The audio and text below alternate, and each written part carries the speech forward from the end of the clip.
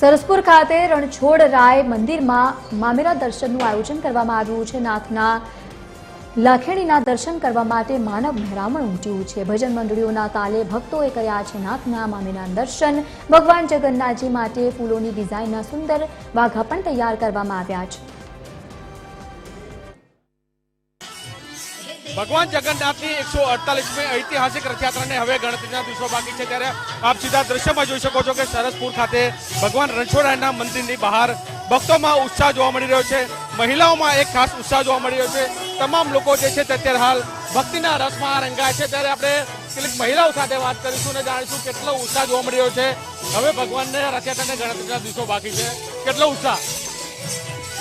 ઉત્સાહનું કોઈ વર્ણન થઈ શકે એમ નથી।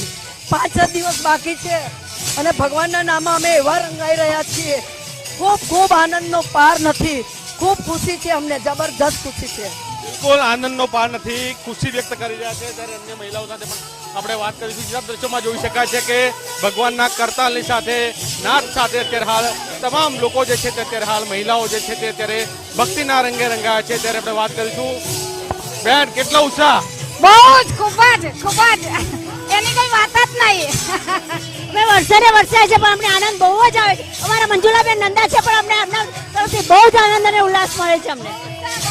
અમે બસ આ દિવસની ખૂબ રાહ જોઈ રહ્યા હોય છે। મોસાળામાં અમને ભજન કીર્તનનો લાભ મળ્યો છે।